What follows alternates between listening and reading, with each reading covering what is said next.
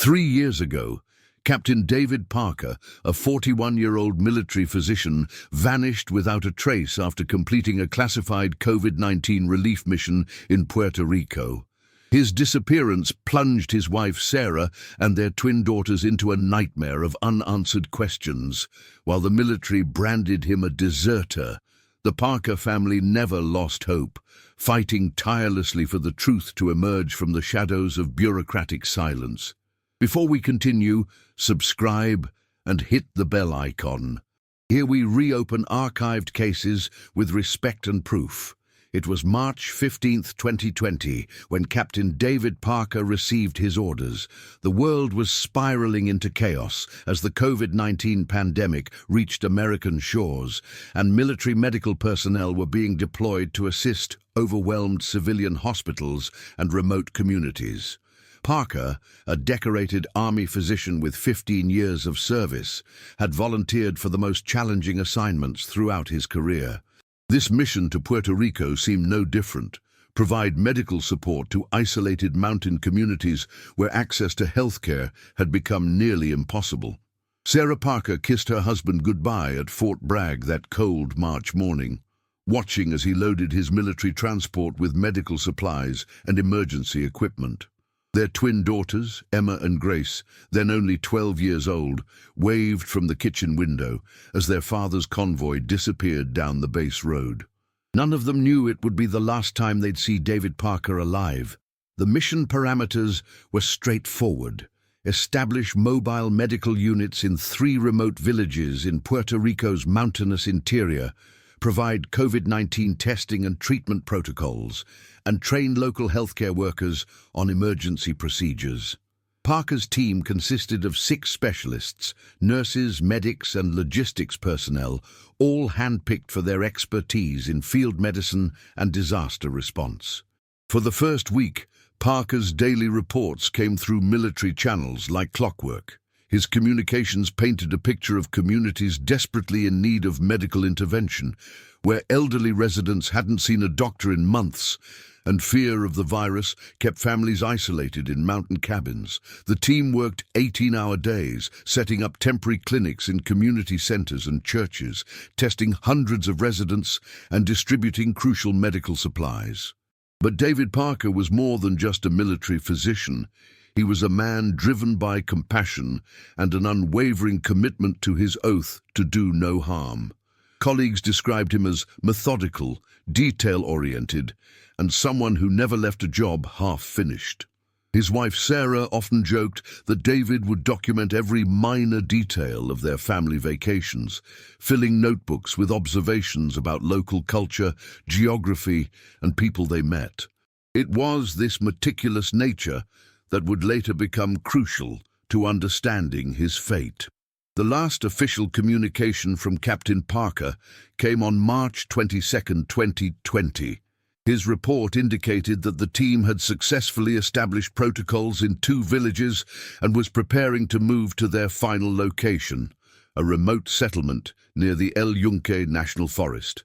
The message was routine, professional, and gave no indication of any problems or concerns. When March 23rd passed without communication, Parker's commanding officer initially attributed the silence to poor cellular coverage in the mountainous terrain. By March 25th, concern turned to alarm. A search and rescue operation was launched, but the team's vehicles were found abandoned at a trailhead leading into the dense rainforest of El Yunque. Personal belongings, medical equipment, and military gear remained untouched in the vehicles, but all 6 team members had vanished completely. The official investigation lasted 4 months. Military police interviewed hundreds of local residents, searched miles of forest trails, and analyzed every piece of evidence they could find. Search dogs followed scent trails that seemed to lead deeper into the forest before disappearing entirely. Helicopter searches covered thousands of acres of dense canopy, but the tropical vegetation made ground visibility nearly impossible. What investigators found most puzzling was the absence of any signs of struggle or violence. The vehicles showed no damage, weapons were still secured, and valuable equipment remained untouched. It was as if 6 trained military personnel had simply walked into the forest and evaporated into thin air. As months turned into a year without answers, the military's official stance began to shift. Desertion charges were quietly filed against the missing team members, suggesting they had abandoned their posts during a national emergency. For Sarah Parker and the families of the other missing service members, this accusation was devastating. The man they knew, devoted father, dedicated physician, patriotic soldier, would never abandon his duty or his family. The desertion narrative allowed the military to close the case administratively while avoiding the difficult questions surrounding what had actually happened in those Puerto Rican mountains. But for the families left behind, the fight for truth was just beginning. Sarah Parker refused to accept the military's desertion charges against her husband. Armed with 15 years of marriage to a man she knew would never abandon his family or his oath, she began her own investigation into David's disappearance. What she discovered was a systematic effort to bury the truth about what had really happened during that final mission in Puerto Rico. The first crack in the official narrative came from an unexpected source. Lieutenant Maria Santos, a Puerto Rican National Guard member who had served as a liaison for Parker's team, reached out to Sarah 6 months after the disappearance. Santos revealed that the final mission location had been changed at the last minute, without proper documentation or approval from local authorities. Instead of the pre-planned village clinic, Parker's team had been redirected to investigate reports of a potential COVID-19 outbreak in an isolated research facility deep in the El Yunque forest. This revelation sent shockwaves through Sarah's understanding of her husband's final days. Why had the mission parameters changed? Who had authorized this redirection? And most importantly, why had none of this information been included in the official investigation reports? Santos provided Sarah with copies of communication logs that had somehow escaped the military's evidence collection. These logs showed that Parker had expressed concerns about the mission change, particularly the lack of proper briefing materials and the remote location's communication limitations.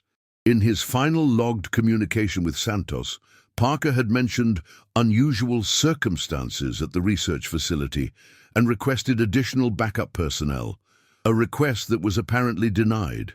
The research facility itself proved to be another mystery, wrapped in layers of bureaucratic obscurity.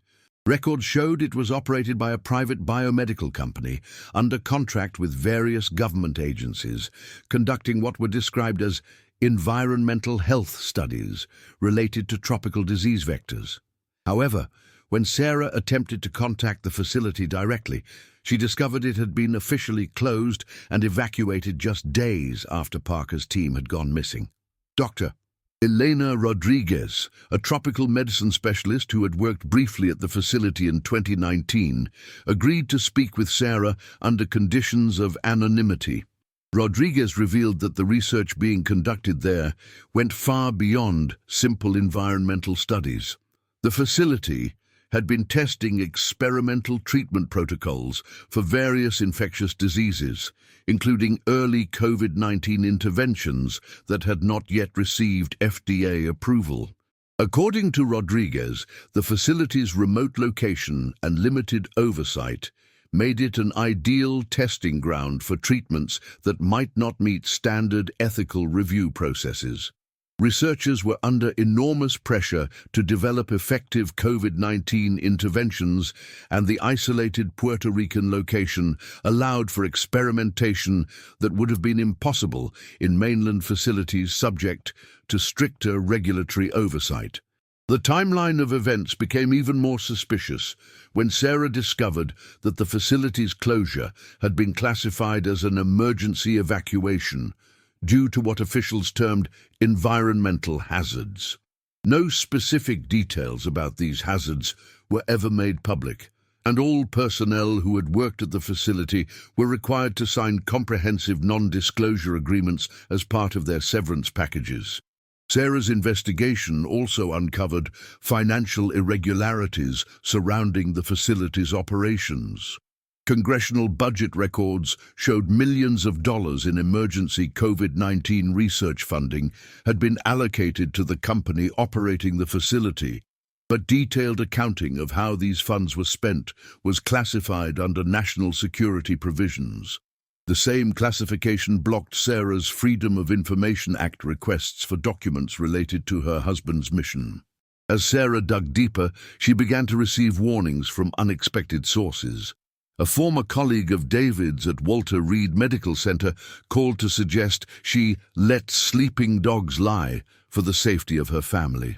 An anonymous letter arrived at her home, containing only a newspaper clipping about a whistleblower who had died in a car accident while investigating government research programs. The message was clear: some secrets were worth killing for. The psychological toll on Sarah and her daughters was immense. Emma and Grace, now entering their teenage years, struggled with the dual burden of their father's disappearance and the military's accusations of desertion. Their classmates' parents whispered about the family whose father had run away during the pandemic, adding social stigma to their grief. Despite the mounting pressure and veiled threats, Sarah refused to abandon her search for the truth. She contacted investigative journalists, congressional representatives, and veteran advocacy organizations. Slowly, she began to build a network of allies who shared her conviction that the official story of David Parker's disappearance was a carefully constructed lie designed to protect interests far more powerful than one military family's quest for answers. The breakthrough Sarah had been desperately seeking would come from an entirely unexpected source, not from government officials or military investigators, but from civilian adventurers whose only goal was exploring the natural beauty of Puerto Rico's rainforest. What they found would shatter the carefully maintained silence surrounding the Parker case and expose a conspiracy that reached the highest levels of government emergency response protocols. Dr.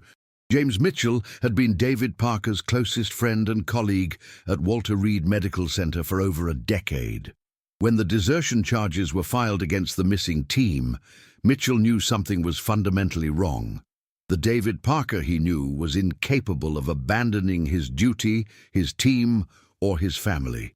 Quietly, Mitchell began conducting his own investigation, using his medical network connections to piece together what had really happened during those final days in Puerto Rico. Mitchell's first discovery came through medical supply chain records. As a military physician himself, he had access to logistics databases that tracked the distribution of medical equipment and pharmaceuticals to field operations. What he found was deeply disturbing. Parker's team had been issued experimental medications and testing equipment that were not part of standard COVID-19 response protocols.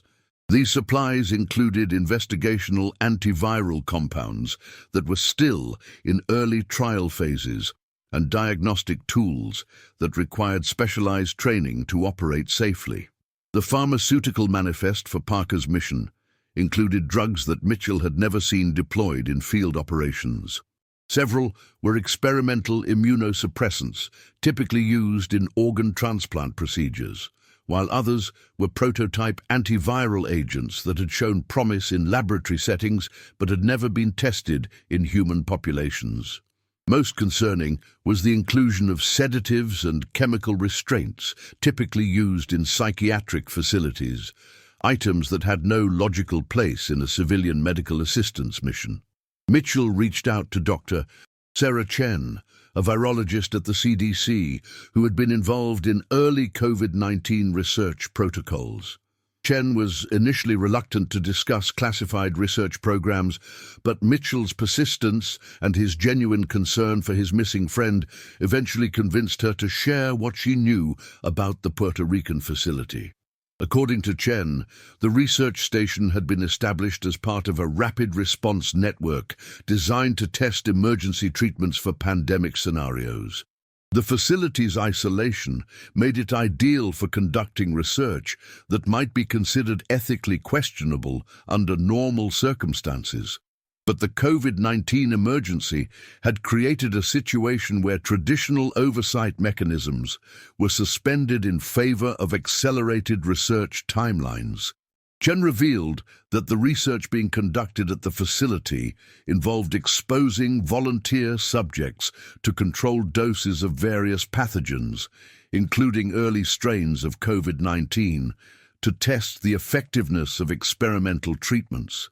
The volunteers were primarily recruited from impoverished communities in Puerto Rico, often individuals who were offered significant financial compensation for their participation in what they were told were routine medical studies. The ethical implications of this research were staggering. Informed consent procedures had been streamlined to the point of meaninglessness, with participants given minimal information about the actual risks they were undertaking. Medical monitoring of subjects was limited, and adverse reactions were often treated as acceptable research data rather than medical emergencies requiring intervention. Mitchell learned that Parker's team had been sent to the facility not to provide routine COVID-19 assistance, but to investigate reports that several research subjects had experienced severe adverse reactions to experimental treatments. These reactions included neurological symptoms that ranged from memory loss and confusion to complete psychological breaks with reality. Some subjects had wandered away from the facility in disoriented states, disappearing into the surrounding forest. The timing of Parker's mission coincided with what facility administrators internally referred to as a containment crisis. Multiple research subjects had escaped or been released in compromised mental states, and there were growing concerns that these individuals might pose a public health risk if they made contact with local communities.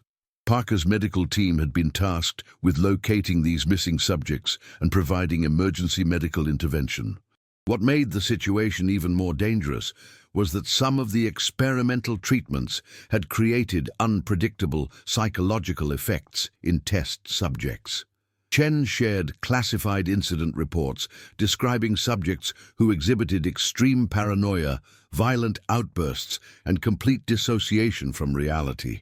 The combination of experimental medications, isolation stress, and potential COVID-19 exposure had created what researchers privately acknowledged was a perfect storm of psychological instability. Parker's final communications with Lieutenant Santos had mentioned encountering individuals in severe psychological distress near the research facility. His medical training would have compelled him to provide assistance to these individuals, even if doing so meant venturing into dangerous territory without proper backup or communication support. Mitchell also discovered that the research facility had been operating under a legal framework that provided almost complete immunity from oversight or accountability.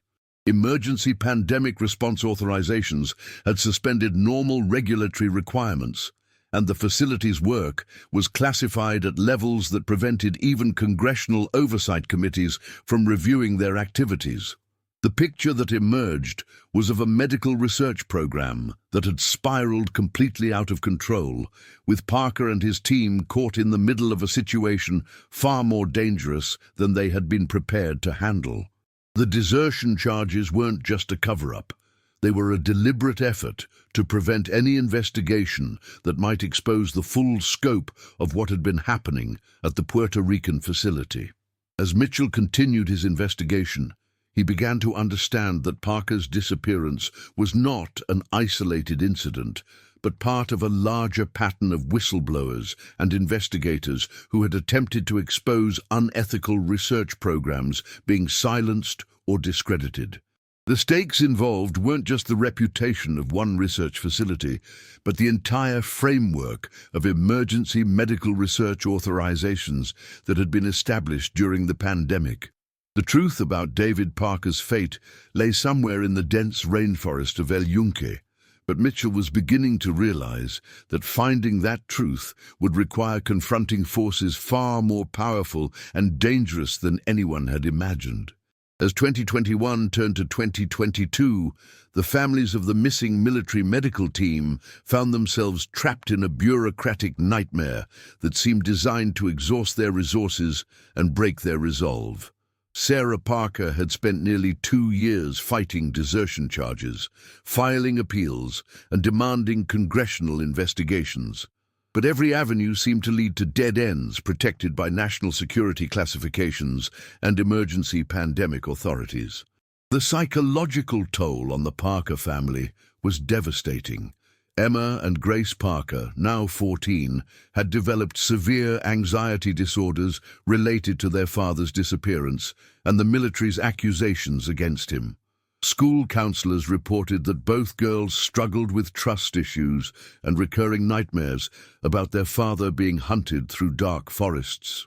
Sarah herself had been forced to take extended leave from her job as a high school mathematics teacher, unable to concentrate while fighting for her husband's reputation and searching for answers about his fate. The other families affected by the disappearance faced similar struggles. Sergeant Lisa Rodriguez's husband, Miguel, had become increasingly isolated and bitter, convinced that the military had sacrificed his wife to protect some larger conspiracy. Corpsman Terry Washington's elderly parents had exhausted their retirement savings, hiring private investigators and lawyers, only to be told repeatedly that the case was closed and no new evidence would be considered. What made the situation even more painful was the complete lack of closure. Without bodies to bury or definitive proof of death, the families existed in a limbo of unresolved grief. They couldn't fully mourn their loved ones, but they also couldn't hold on to hope without being consumed by the uncertainty. Veteran support groups and military family counselors had no established protocols for dealing with cases involving desertion charges against service members who had previously exemplary records. Sarah's investigation had evolved into a full-time obsession that consumed every aspect of her life. She had established connections with military families facing similar situations, investigative journalists specializing in government cover-ups, and former military personnel who had witnessed questionable research operations during their service.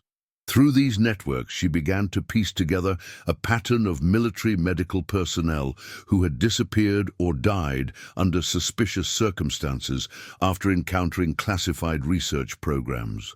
The pattern was subtle but unmistakable. Over the past decade, more than a dozen military medical personnel had either disappeared, committed suicide, or died in accidents after being assigned to classified biomedical research operations. In each case, the official investigations had concluded quickly with findings that avoided any scrutiny of the research programs themselves. Families were discouraged from asking questions, offered generous financial settlements in exchange for non-disclosure agreements, or simply stonewalled until they gave up their investigations.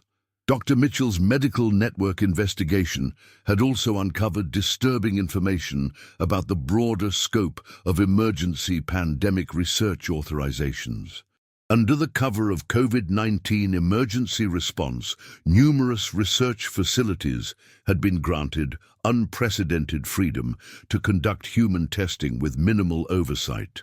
The Puerto Rican facility was just one node in a larger network of research stations operating in remote locations around the world, all conducting experiments that would have been impossible under normal regulatory frameworks. What was particularly troubling was evidence that some of these research programs had been planned and prepared long before the COVID-19 pandemic began. Facility construction, staff recruitment, and equipment procurement had all commenced in 2018 and 2019, suggesting that emergency research capabilities had been pre-positioned in anticipation of a pandemic scenario.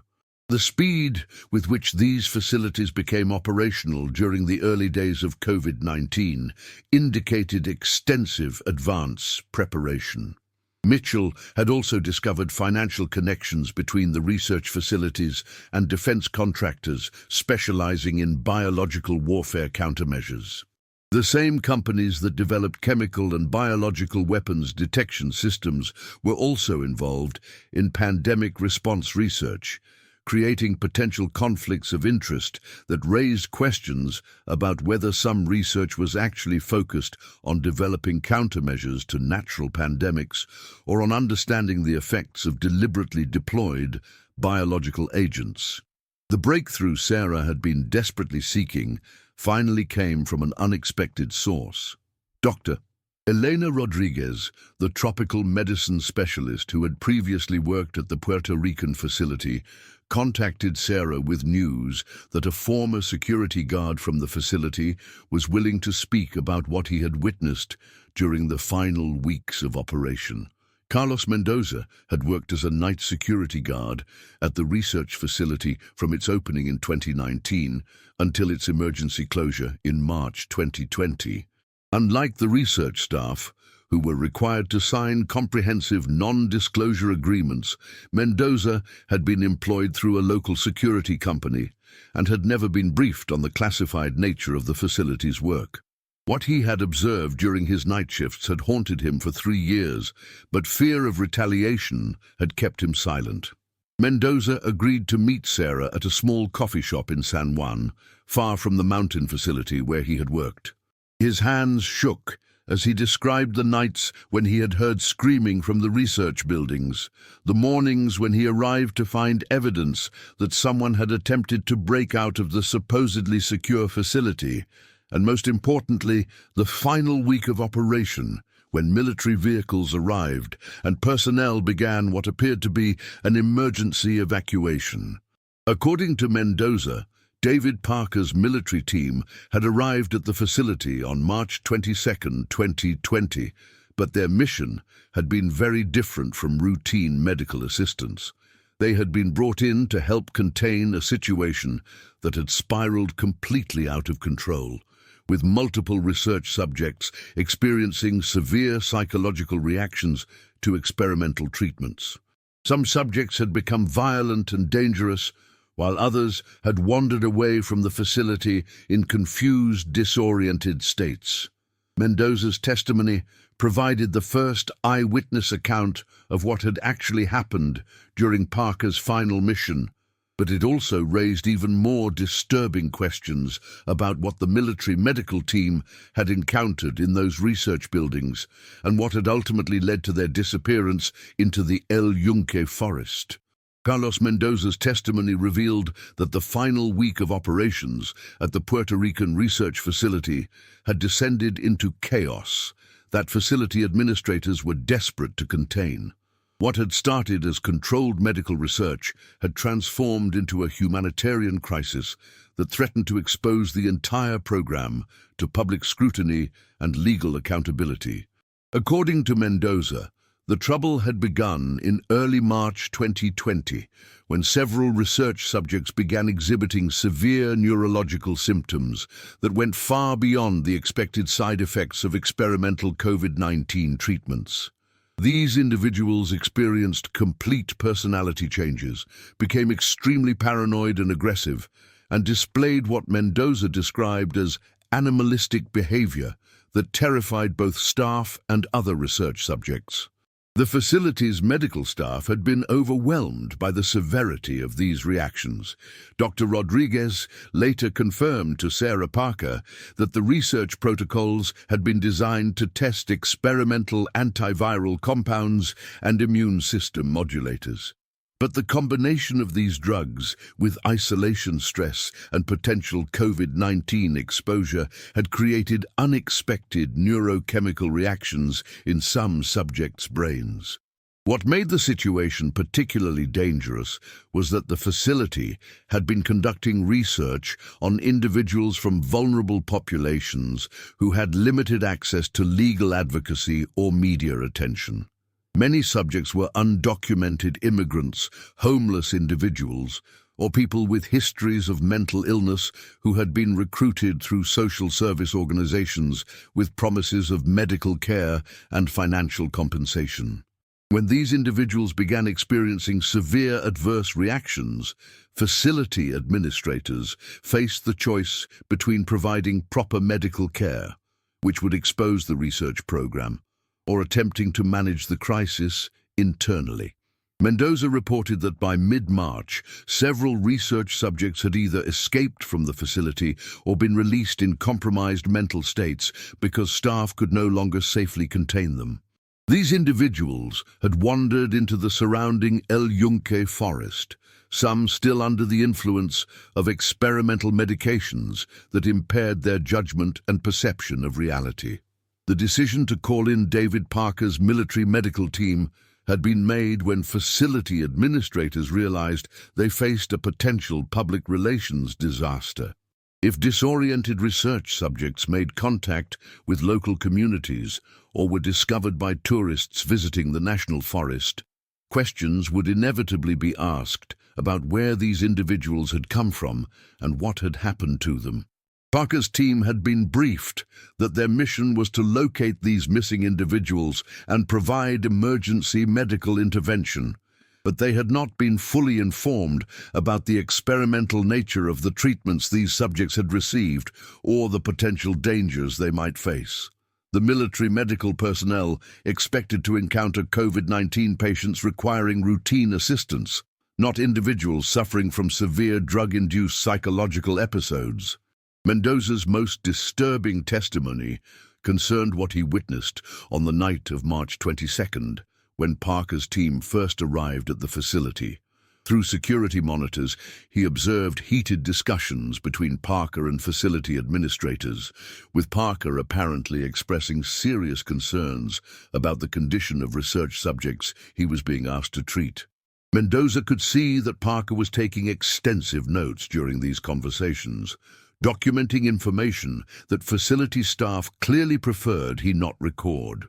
The security guard also witnessed Parker's team discovering what appeared to be evidence of medical malpractice and possibly criminal negligence in the treatment of research subjects.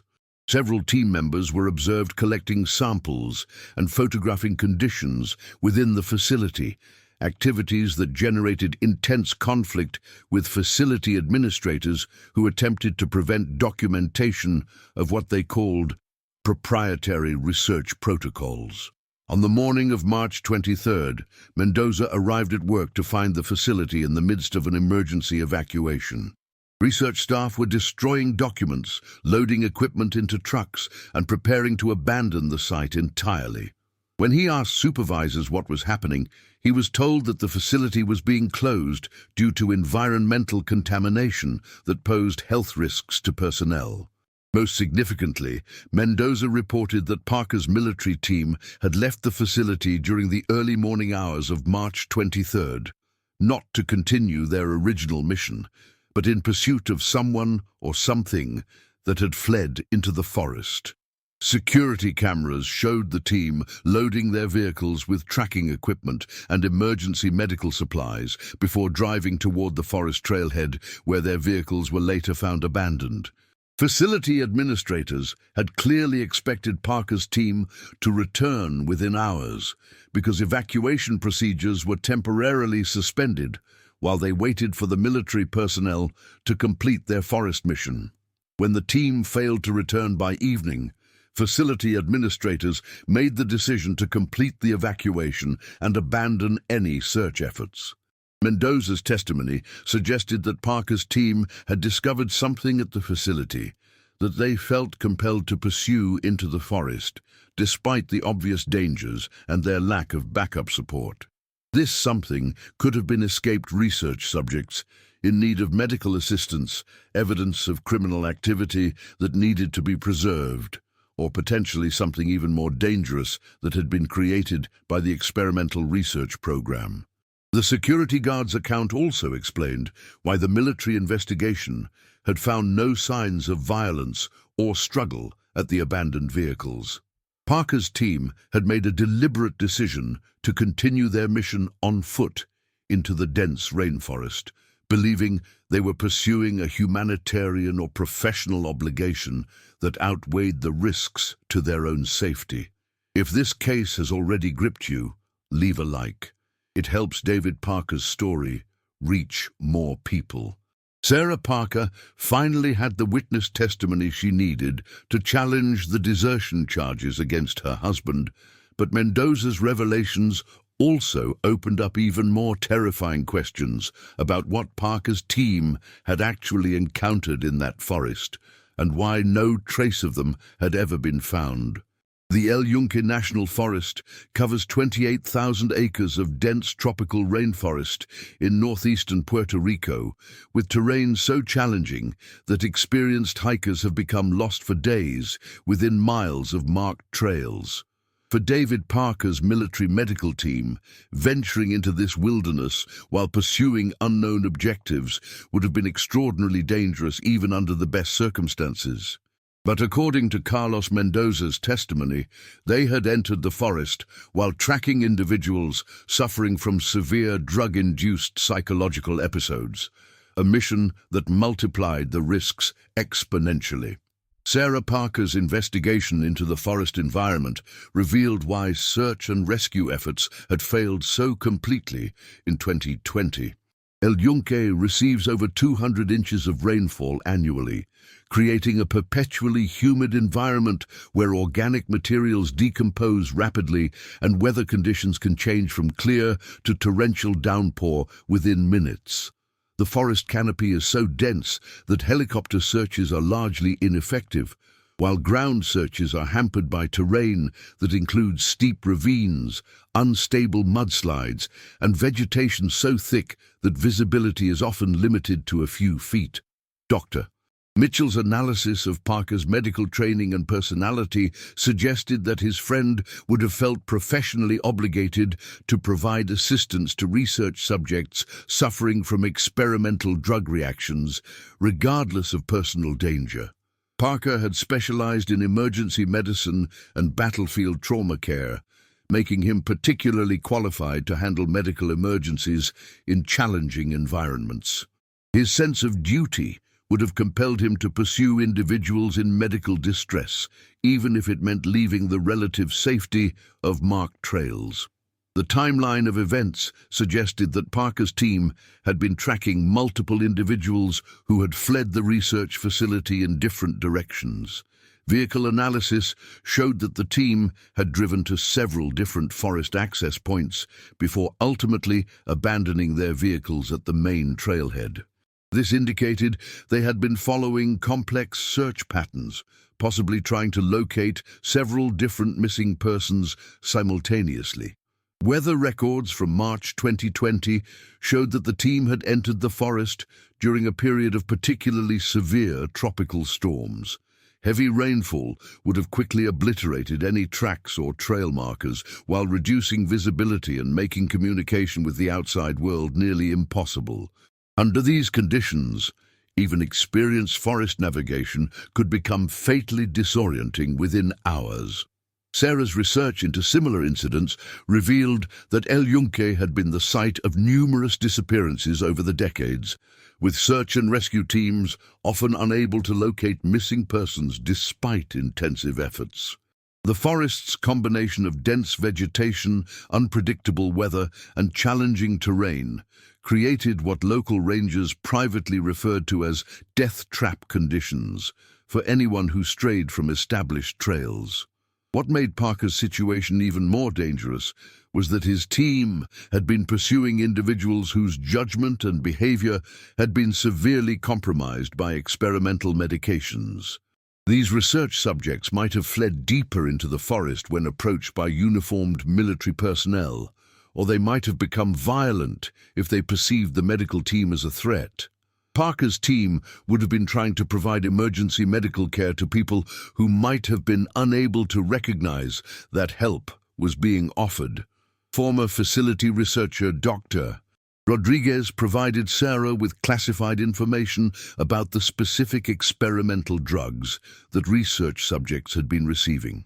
These compounds included powerful psychoactive substances that could cause severe disorientation, paranoid delusions, and unpredictable aggressive behavior. Individuals under the influence of these drugs might flee from rescuers, hide in dangerous locations, or become violent when approached by strangers. The medical challenge facing Parker's team would have been unprecedented in their training and experience. They would have been dealing with multiple individuals suffering from unknown drug interactions in an environment where proper medical treatment was impossible, while trying to prevent these individuals from harming themselves or others. The stress of this situation, combined with the forest's physical challenges, would have pushed even experienced military medical personnel beyond their limits. Carlos Mendoza provided additional testimony about radio communications he had monitored on March 23rd, before facility administrators ordered him to leave the site. According to his account, Parker's team had made several brief radio contacts during their first hours in the forest, reporting that they had located one of the missing research subjects but were having difficulty providing medical assistance due to the individual's extremely agitated mental state. The final radio communication Mendoza overheard suggested that Parker's team had decided to establish a temporary medical treatment area deeper in the forest, where they could provide care to multiple individuals without the stress of trying to transport them back to vehicles. This decision would have been consistent with Parker's medical training, but it also would have taken the team far from any possibility of evacuation or backup support. What happened after that final radio communication remained a complete mystery. Weather conditions deteriorated rapidly during the afternoon and evening of March 23rd, with severe thunderstorms and flooding that would have made any forest operations extremely hazardous. When facility administrators completed their evacuation the next morning, they made no effort to continue monitoring radio frequencies or coordinate with any potential rescue operations. The abandonment of Parker's team by facility administrators raised serious questions about criminal negligence and deliberate endangerment. The research facility had created the crisis that sent military medical personnel into the forest. But when those personnel encountered difficulties, facility operators simply completed their evacuation and left the military team to face the consequences alone. Sarah's investigation had revealed the circumstances that led to her husband's disappearance, but the mystery of what had actually happened to David Parker and his team in the depths of El Yunque remained unsolved. The answers lay somewhere in that green hell of tropical forest, waiting to be discovered by someone brave enough to venture into the same wilderness that had swallowed 6 trained military personnel without a trace. By early 2023, Sarah Parker's 3-year battle for truth had gained national attention through her connections with investigative journalists and military family advocacy organizations. The combination of Carlos Mendoza's eyewitness testimony, Dr. Mitchell's medical network investigation, and Sarah's relentless documentation of bureaucratic cover-up efforts had created a compelling case that David Parker and his team were not deserters, but victims of a catastrophic research program gone wrong. Congressional representatives began asking uncomfortable questions about emergency pandemic research authorizations and the oversight failures that had allowed classified facilities to operate with minimal accountability. Veterans Affairs committees demanded explanations for why desertion charges had been filed against military personnel who had clearly been abandoned in life-threatening circumstances by the civilians they had been sent to assist. The military's response to growing congressional pressure was predictable. A new investigation was announced, with promises that all available evidence would be reviewed and appropriate action taken if wrongdoing was discovered. However, this investigation was classified at levels that prevented congressional oversight or public scrutiny, and military officials made it clear that national security considerations would take precedence over family concerns about individual cases. Sarah recognized this as another delaying tactic designed to exhaust her resources and redirect public attention to other issues. She had spent 3 years watching military bureaucrats use classification authorities and national security claims to avoid accountability for what had happened to her husband. The new investigation would likely drag on for years before concluding that insufficient evidence existed to overturn the desertion findings. What Sarah didn't know was that events were already in motion that would shatter the military's carefully constructed narrative about David Parker's disappearance. Deep in the El Yunque rainforest, nature was slowly revealing secrets that had been hidden for over 3 years, secrets that would vindicate her faith in her husband and expose the full scope of the conspiracy that had cost him his life. The discovery would come from an entirely unexpected source: adventure tourism. As Puerto Rico's economy recovered from pandemic restrictions, eco-tourism operators began expanding their offerings to include more remote and challenging forest locations. These operators needed to scout new trails and camping areas that could provide unique experiences for tourists seeking authentic wilderness adventures. Miguel Santos and Elena Vargas were experienced wilderness guides who had spent decades exploring every accessible area of El Yunque.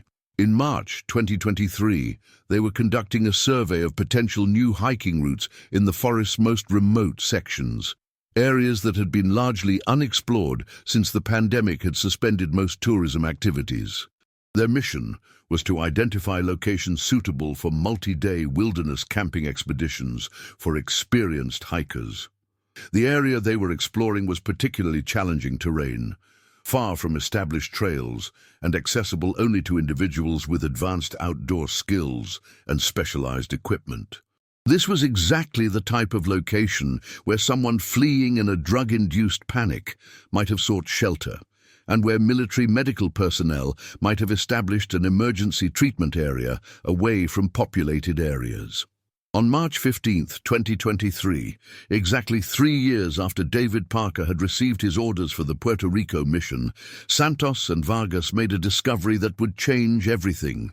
In a small clearing protected by dense canopy and natural rock formations, they found evidence of a temporary campsite that had been abandoned for an extended period. Military-style equipment was scattered throughout the area, much of it damaged by years of tropical weather, but still identifiable as specialized medical gear. More importantly, they found something that had survived 3 years of tropical conditions: a waterproof notebook wrapped in multiple layers of protective material and hidden inside a military-issue supply container.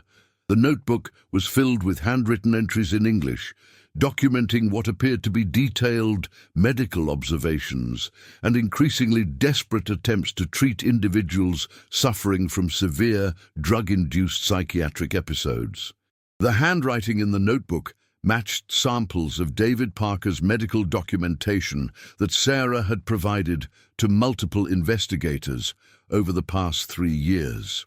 The entries were dated from March 23rd through March 28, 2020, indicating that Parker had survived for at least 5 days in the forest while attempting to provide medical care under impossible circumstances. Santos and Vargas recognized the potential significance of their discovery and immediately contacted local authorities. However, their report was initially dismissed by police officials who assumed they had found equipment left behind by drug traffickers or other criminal elements. It took persistent advocacy by the guides and intervention by Dr. Rodriguez, who had maintained contact with local law enforcement about the Parker case before the notebook was properly analyzed and its contents understood. The notebook entries revealed a heroic and tragic story of military medical personnel who had risked everything to save the lives of research subjects abandoned by the facility that had created their medical crisis. Parker's documentation showed that his team had successfully located 4 individuals suffering from severe experimental drug reactions and had established an emergency medical treatment area in the forest clearing where the notebook was eventually found. The medical challenge had been unprecedented. Parker's notes described symptoms that included severe dehydration, hypothermia, cardiac irregularities, and psychological episodes that ranged from catatonic withdrawal to violent aggression. Working with limited supplies and no communication with outside medical facilities, Parker and his team had improvised treatments for conditions they had never encountered before. What made their situation even more desperate was that the individuals they were treating had been abandoned without any medical records or information about the specific experimental drugs they had received. Parker's team was essentially conducting emergency medicine blindfolded, trying to treat unknown drug interactions with limited equipment in an environment that made standard medical procedures impossible. The final entries in Parker's notebook would reveal the ultimate fate of the military medical team and answer questions that had haunted Sarah Parker for over 3 years. But they would also expose a level of criminal negligence and cover-up that reached far beyond a single research facility in Puerto Rico. The notebook entries written by Captain David Parker during his final days in the El Yunque forest painted a picture of extraordinary medical heroism under impossible circumstances, but they also documented a systematic abandonment that amounted to criminal negligence by the research facility administrators and their government supervisors. Parker's first entry, dated March 23, 2020, described locating the 4 missing research subjects in various states of medical distress throughout the forest. One individual, identified only as Subject A in Parker's notes, had been found unconscious near a stream, severely dehydrated and showing signs of drug-induced cardiac irregularities. 2 others were discovered hiding in dense vegetation, exhibiting extreme paranoid behavior and refusing to accept assistance from the uniformed military personnel. The 4th individual presented the most challenging case.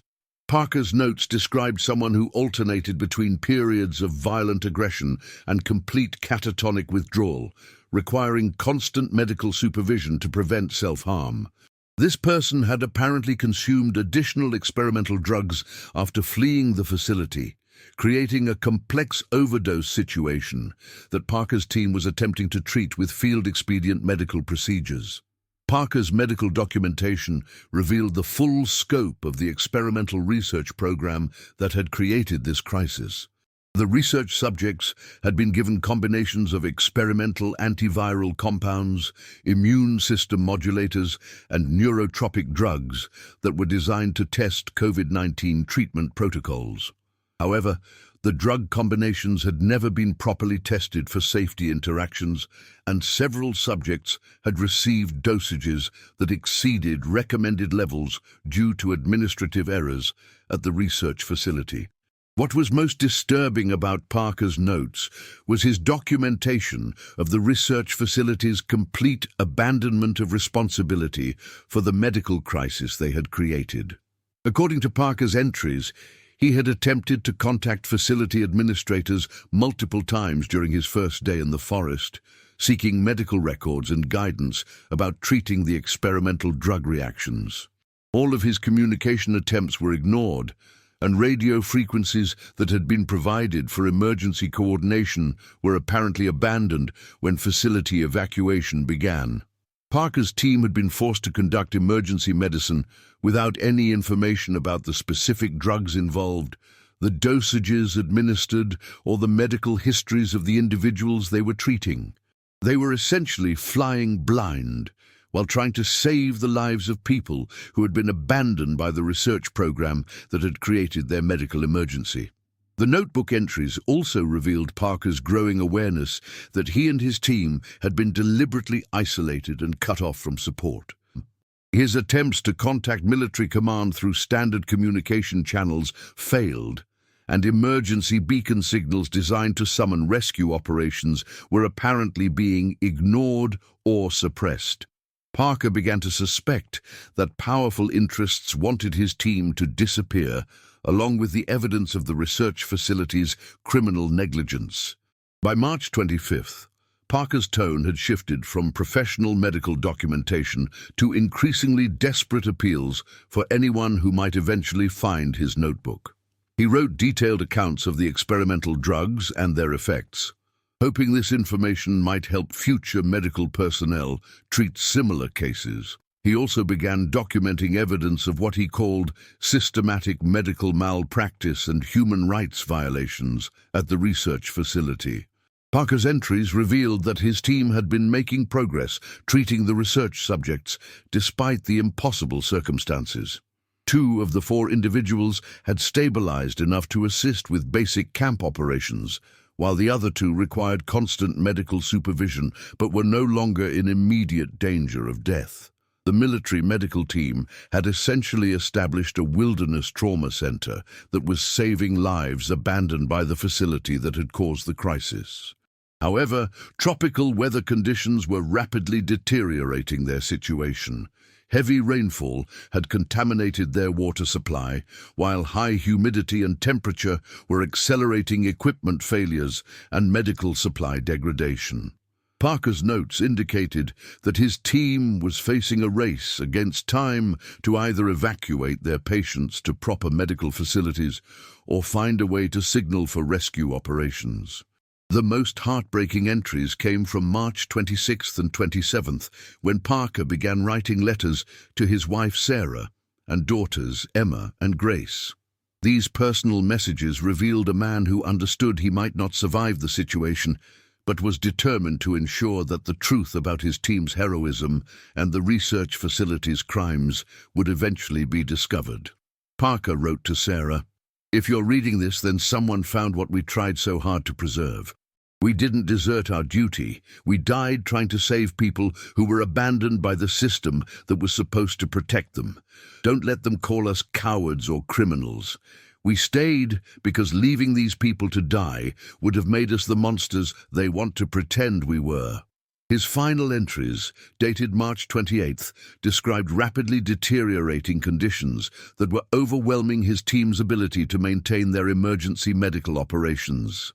Several team members were showing signs of exhaustion and tropical illness, while their patients' conditions were becoming unstable due to inadequate medical supplies and deteriorating environmental conditions.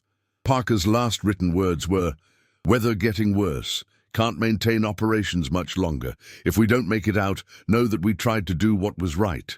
The people who created this crisis will try to bury the truth with us. But I pray someone finds these records and holds them accountable. We were soldiers and healers, and we died as both." The notebook contained detailed medical records, drug interaction documentation, and evidence of systematic human rights violations that would be sufficient to support criminal prosecutions against research facility administrators and their government supervisors. But more importantly for Sarah Parker, it provided definitive proof that her husband had not deserted his duty. He had died upholding it under circumstances that demonstrated extraordinary courage and professional dedication. The discovery of Parker's notebook would finally give Sarah the evidence she needed to clear her husband's name. But it would also expose a conspiracy that reached much higher levels of government than anyone had previously suspected. The authentication of David Parker's notebook in April 2023 triggered a cascade of investigations that would ultimately expose one of the largest medical research scandals in U.S. military history. Forensic analysis confirmed that the handwriting, medical terminology, and detailed documentation were consistent with Parker's established professional practices, while the notebook's physical condition and location corroborated the timeline of events reconstructed through 3 years of investigation. Congressional hearings began within weeks of the notebook's discovery, but the scope of the scandal quickly expanded far beyond the Puerto Rican research facility. Parker's documented evidence revealed that similar facilities had been operating in at least 12 locations worldwide, all conducting experimental medical research under emergency pandemic authorizations that suspended normal ethical and legal oversight requirements. Dr. Mitchell's medical network investigation provided crucial context for understanding the broader implications of Parker's discoveries. The experimental drug combinations documented in the notebook had been tested on hundreds of research subjects across multiple facilities, with adverse reaction rates that would have immediately shut down any legitimate medical research program. However, emergency pandemic authorizations had allowed these experiments to continue without proper safety monitoring or informed consent procedures. Sarah Parker's 3-year documentation of bureaucratic cover-up efforts proved essential for congressional investigators trying to understand how such extensive criminal activity had been concealed for so long. Her records showed a systematic pattern of evidence suppression, witness intimidation, and administrative obstruction that indicated coordination at the highest levels of multiple government agencies. The military's response to the congressional investigation was swift and predictable. Claims that national security considerations prevented full disclosure of classified research programs, arguments that emergency pandemic conditions had required unprecedented research flexibility, and assertions that any violations had been committed by private contractors rather than military personnel.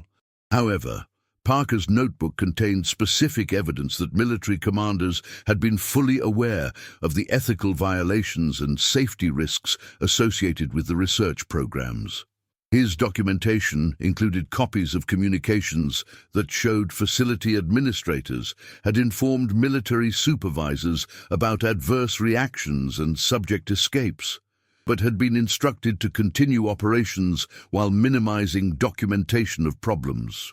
The criminal negligence charges that resulted from congressional investigation were initially limited to low-level facility administrators and private contractors. The individuals with ultimate responsibility for authorizing and supervising the research programs were protected by claims of executive privilege and national security classification. This pattern of prosecuting subordinates while protecting senior officials followed the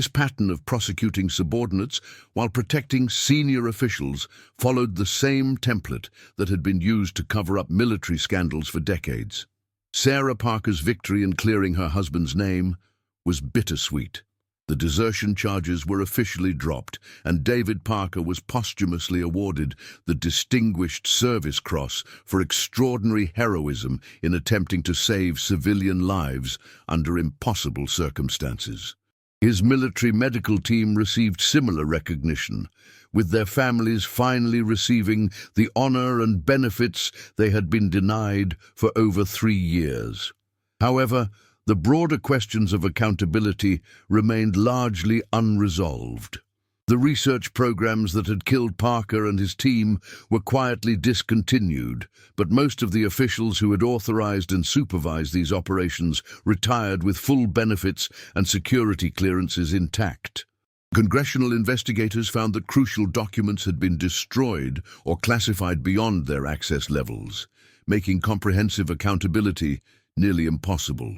The financial settlements offered to the affected families were substantial, but came with comprehensive non-disclosure agreements that prevented public discussion of the specific details revealed in Parker's notebook.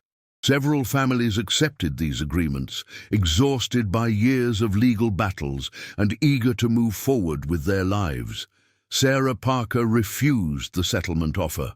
Her 3-year battle had never been primarily about money.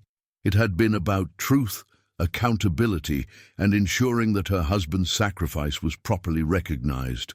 She continued working with investigative journalists and congressional oversight committees to expose the full scope of the research scandal. The Puerto Rican research facility was demolished in late 2023, officially due to environmental contamination that required extensive cleanup operations. Local residents reported that the demolition was conducted under heavy security, with military personnel ensuring that no evidence was recovered from the site before its destruction. Dr. Rodriguez, Carlos Mendoza, and the wilderness guides who discovered Parker's notebook all received death threats and were encouraged to relocate for their safety. Rodriguez accepted a research position in Europe, while Mendoza emigrated to the mainland United States with assistance from veteran advocacy organizations. The legal precedents established by the Parker case led to new oversight requirements for emergency medical research authorizations. But critics argued that these reforms were largely cosmetic and could be easily circumvented during future emergency declarations. The fundamental structure that had allowed such extensive abuse to occur remained essentially unchanged. Emma and Grace Parker, now 17 years old, had grown up during their mother's fight for justice and had developed a sophisticated understanding of how government power could be abused to protect institutional interests. Both daughters announced plans to pursue careers in law and journalism, determined to continue their family's fight for accountability and transparency. The discovery of David Parker's notebook had provided definitive answers about his fate and vindicated his character. But it had also revealed the limitations of individual courage when confronted with institutional power determined to protect itself at any cost. Parker and his team had died trying to save people abandoned by a system that valued research data more than human lives, and their sacrifice had ultimately exposed crimes that reached the highest levels of government. Subscribe to our channel to explore more archived and disturbing cases across America. Thank you for following David Parker's story. See you in the next video. 3 years after Captain David Parker vanished in the Puerto Rican rainforest, a waterlogged notebook revealed that some battles for truth are won not by the living, but by the dead who refuse to let their stories be buried with them.